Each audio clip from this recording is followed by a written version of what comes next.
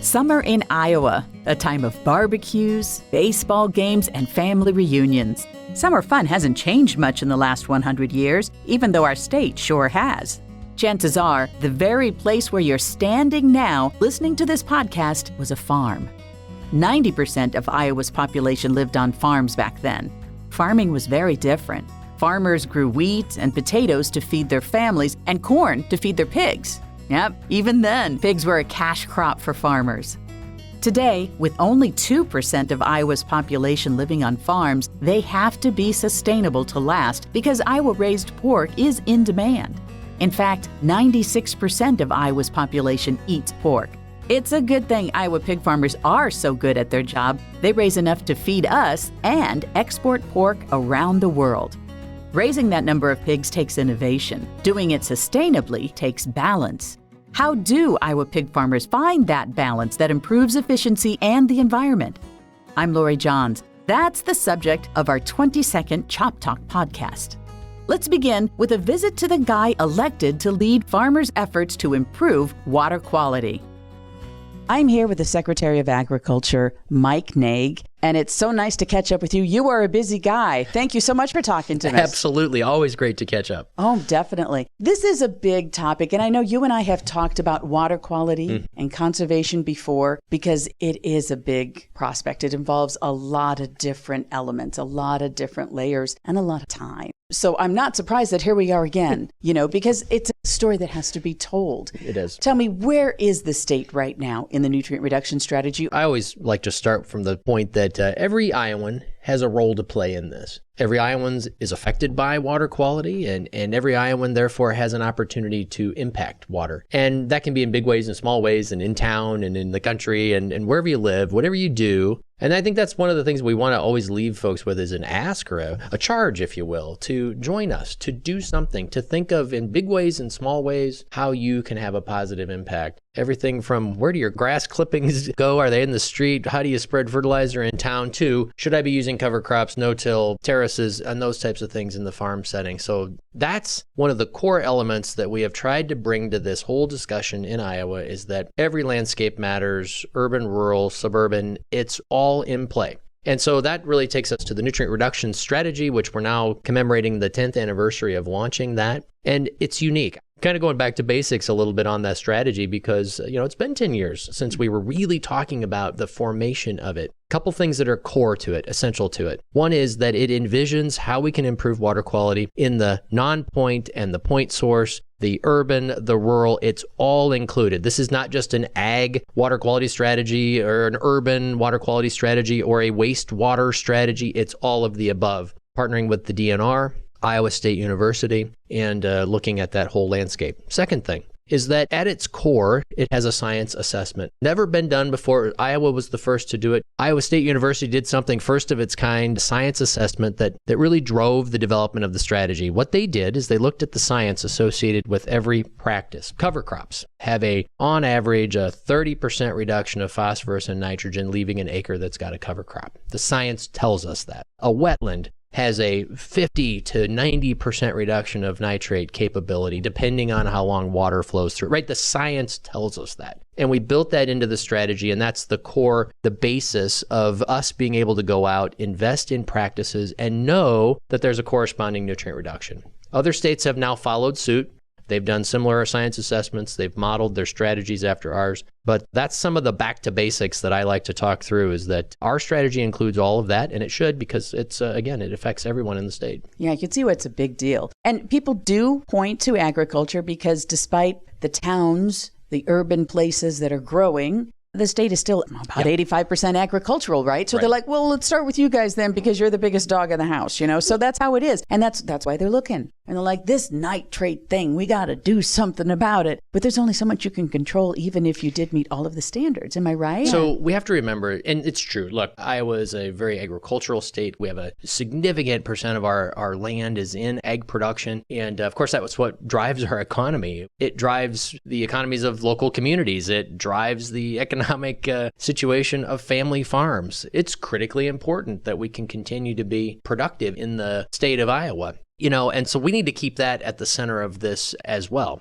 So we need to also understand that what's happening naturally on that land. We have very productive soil in this state. The glaciers were kind to us. It's why we've been so productive. But we're also very much dependent on the weather. And the amount of rain that falls in any given year, we've just come off of a couple of very dry years. We haven't moved that many nutrients downstream because of that. Now, there'll be a year, surely, where we have more rain and where there'll be an opportunity to move more nutrients again, just by virtue of the fact that you've got more rain. And so we need to recognize that weather is the main driver in nutrient loss, but it's what we do on the land, and that's what we're focused on. What can we do on the land to keep our soil in place, to keep those nutrients in place?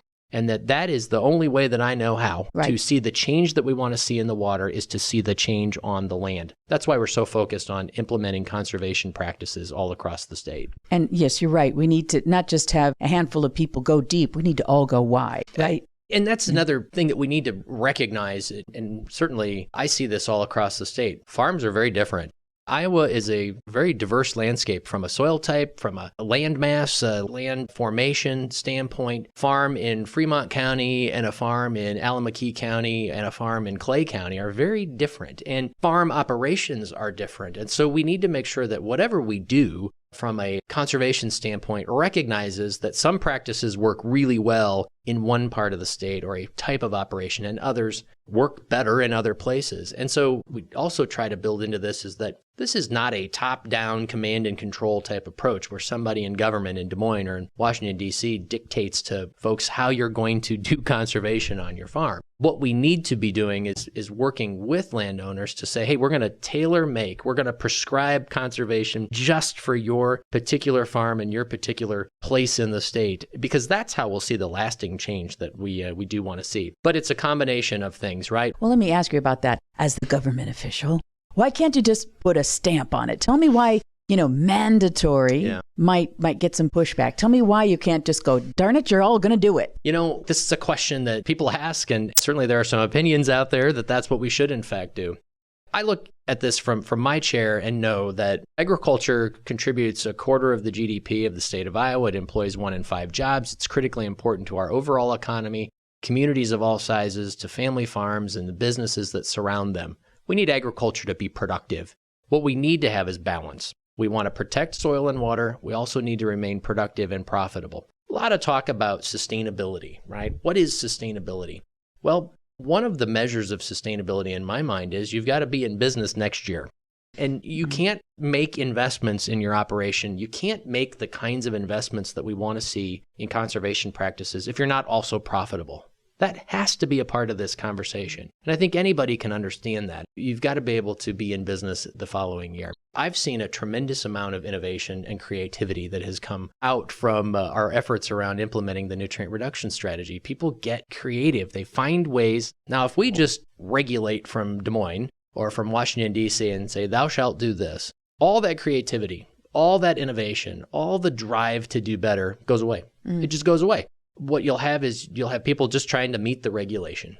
And then instead of being a collaborative, constructive relationship between the Iowa Department of Ag and Land Stewardship, the USDA, NRCS, Iowa State University, businesses of all kinds, grower groups, working together, conservation groups, wildlife groups working together, this just becomes a regulatory environment. I'll become an inspector instead of sending soil technicians around to help farmers implement practices. And that then takes the creativity and the advances that we've seen away. It also takes trust away. It's hard to say, here's what you're going to do. And then who are you to say what I'm going to do? And how do you police that? And how you monitor that? And how do you penalize that? And where does that funding come from? And then you're right. Then you end up with this hole and distrust. It becomes an adversarial relationship. Regulations change, by the way. What regulation do you think of that hasn't changed over time? Think of one. Right. I mean, that's the thing. And then that's the next thing is, well, okay, I'll meet this regulation, but I know inevitably it'll change. So why do any of it? And I'm certainly not going to go any more than what is being asked of me. And again, when I say we're looking to tailor make conservation plans for a particular farm on a particular piece of ground, and that will have lasting impact. That's what I mean. We're going to take all the knowledge we've got, the creativity that we've got, we're going to make it fit to that piece of ground. If you do it correctly, not just because it was mandated or randomly assigned from afar, that you actually do what makes sense on that farm. it'll stay. It'll have a tendency to stay in place, become part of that family's operation, become generational perhaps. And you can see it with families that are now multiple generations have done no-till, for instance. And those are the types of things that we're kind of continue to work on developing. That's how we'll see lasting change. Well, that's beautifully said. And speaking of tried and true and what's working, do you have some numbers to talk about or to chat about? Or there's some good stuff to throw down there and show. It's progress. It is measurable and it's happening. A good example, we maybe had, a few thousand acres of cover crops before the nutrient reduction strategy was implemented. Today, we're pushing 3 million acres. But we need to go beyond that. We're interested in how do you get the next million acres? How do you get the next million acres after that? And it's hard work, but we are accelerating through this. We're building a lot of wetlands. We've gone from building, 2 or 3 a year to our team is close to 20 per year today, and we're pushing to get to 30 per year. And that's not even where we want to end, but we're trying to set some goals along the way. But if we can continue to accelerate, that's where you'll start to see, real change here. And those are the exciting things to see. So in every phase that you could measure, we're seeing improvements and acceleration. Even 10 years in, we're only just beginning. That's right. And I think we laid the foundation in the first 10 years for what needs to happen next. I want folks to know think of this. We never had more awareness, never had more partners, never had more resources. We've never had more actual conservation work getting done in the state of Iowa than we do today.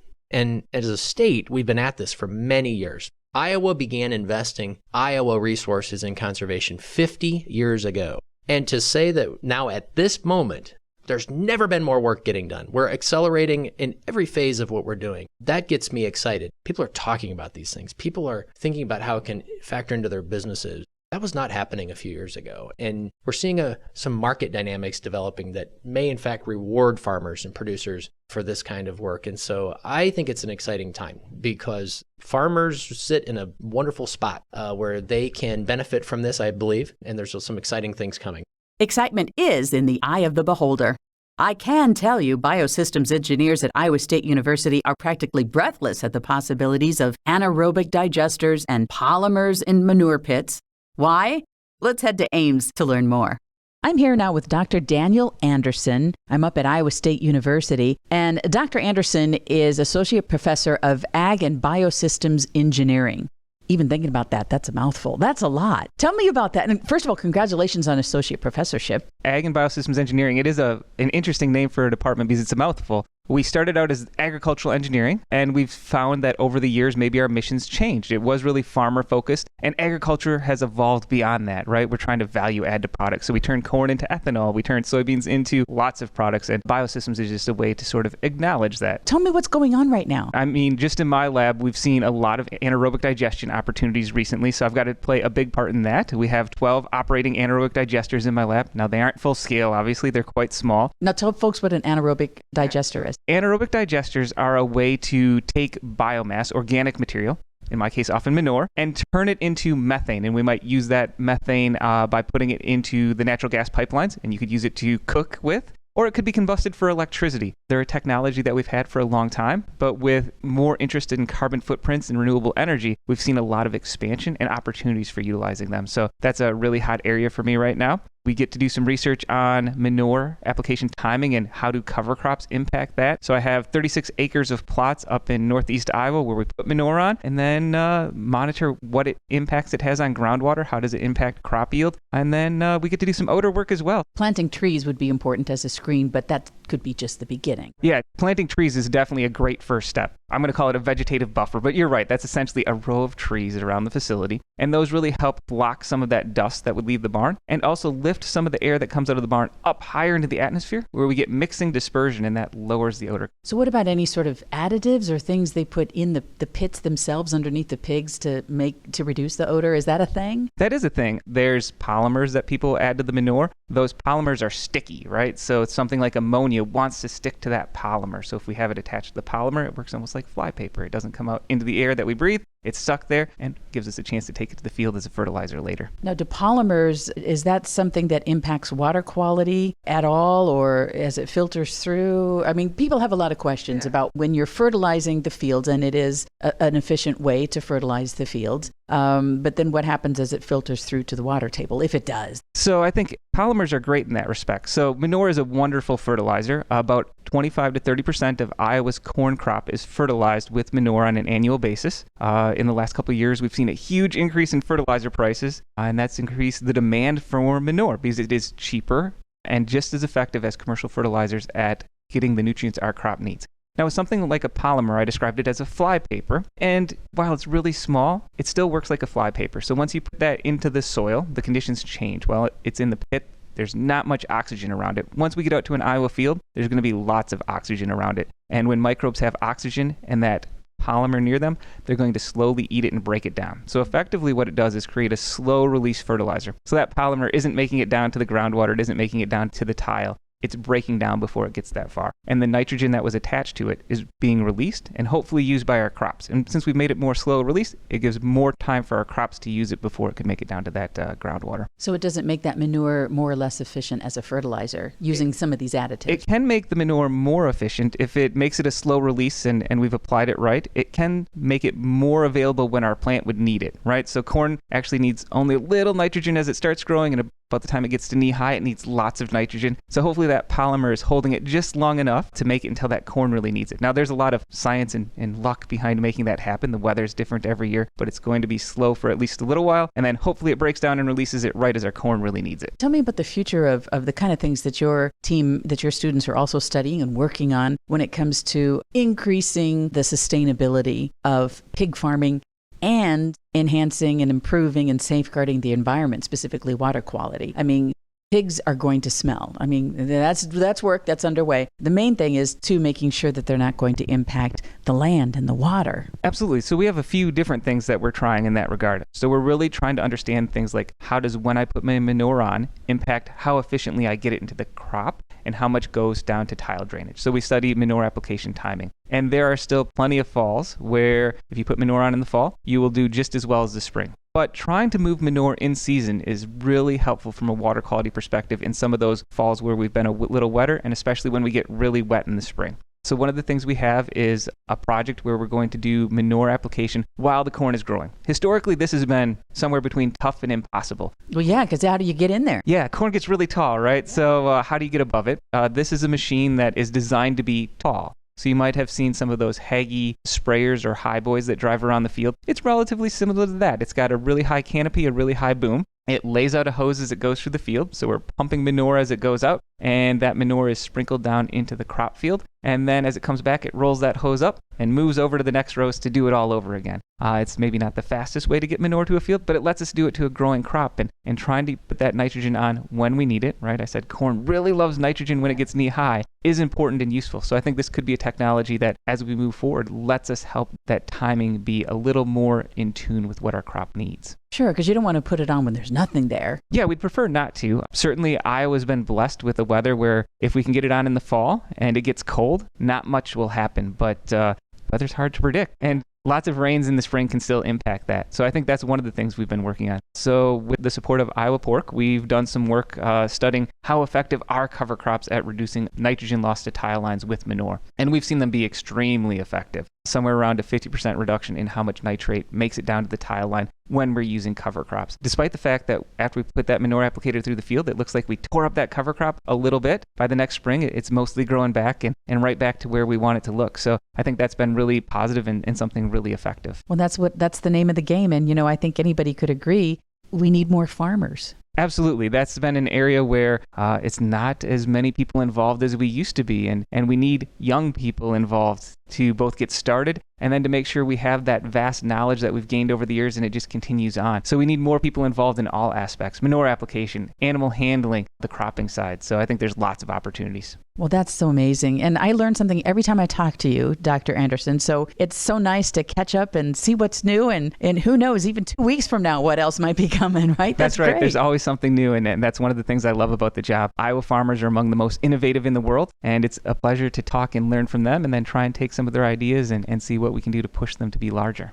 Dr. Andersen is right. In fact, I like to think of Iowa pig farmers as people who can MacGyverize just about anything to fix a problem.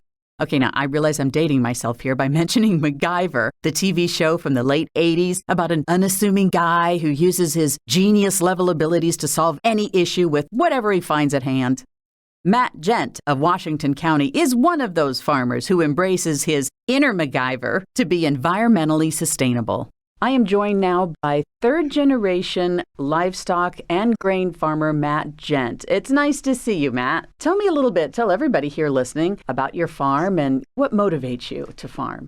I'm a third-generation farmer on this land that my grandpa started, and my brother and I are taking it over from our parents, and we are a farrow to finish hog operation and also raise corn and soybeans. Tell us how that sustainability, how that cycle works for you, and maybe how that's evolved over time. Right. So hog manure is a very valuable part of our business and to neighboring businesses that receive manure from us. We're the original green cycle, right? The pigs produce the manure to raise the corn, and the corn feeds the animal. So it's all one big sustainable cycle. That's right. And that's a cycle that's been in place for like 1,000 years, right? And so, that's why it works. It's been in place for a long time, but I would say the value behind manure is greater than it's ever been, just because every day we understand how to utilize it more. At one point in time, it might have been looked at as a waste product, and now it's very valuable. Well, how about in your grandpa's day? Are you blessed to have your grandpa still around? Yep, he is. Okay. He's in his 80s, and grandma's still there too,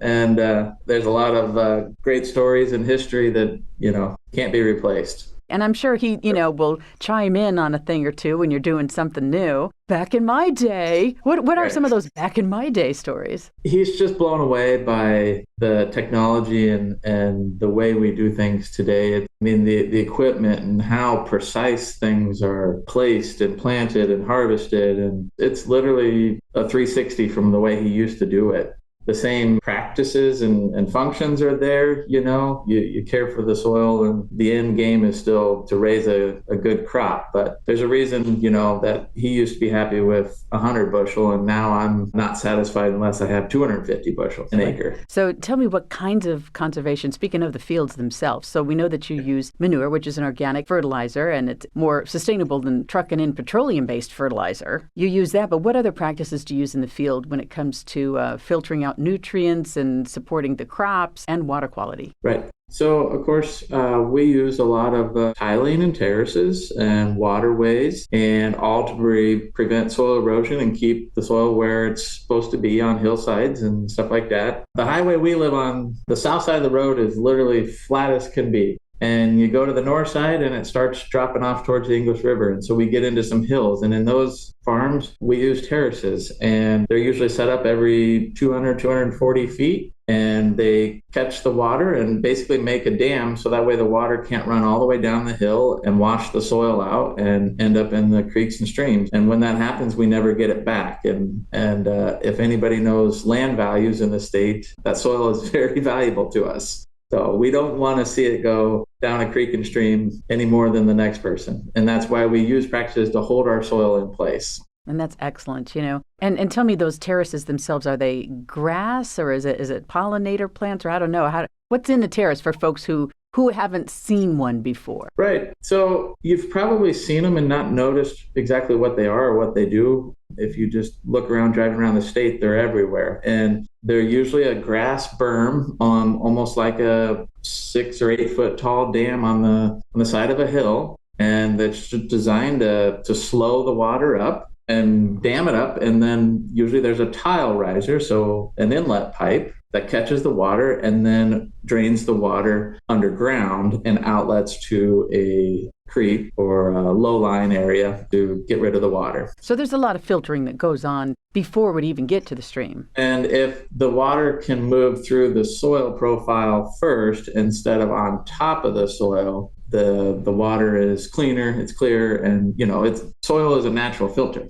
We have farms and neighbors have farms where the tiles outlet into their ponds, and because it's just a natural place to catch the water. And we go swimming in those ponds with our kids. And so those waters running out of the tile is some of the cleanest water you can get because it was filtered through the soil first. From any farmer's standpoint, you're always looking at how you do more with less, right? And whether that's reducing, can I grow the same 250 bushel corn on 150 pounds of nitrogen versus 200? Or chemicals used on a farm, And as all this stuff is getting extremely expensive, now is as good a time as any to figure out, can we do more with less? And just because input costs are so high. Yeah, no doubt. That's why that innovation matters, People are very familiar with tractors and planters and combines, right? But maybe the story that hasn't been told is on the manure side, how we do things today versus even 20 years ago.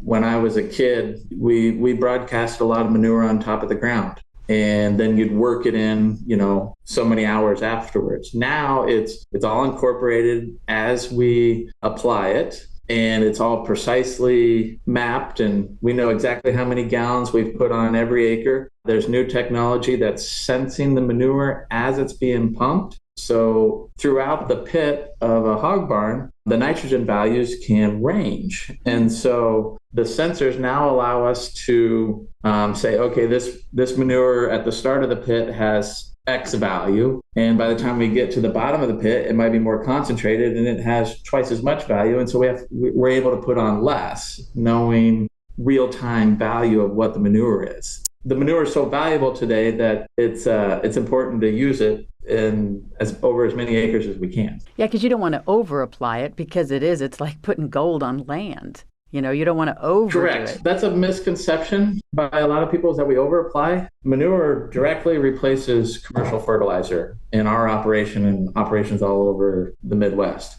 And so why would we ever over apply and just waste money for no reason and then have to come back in and buy commercial fertilizer?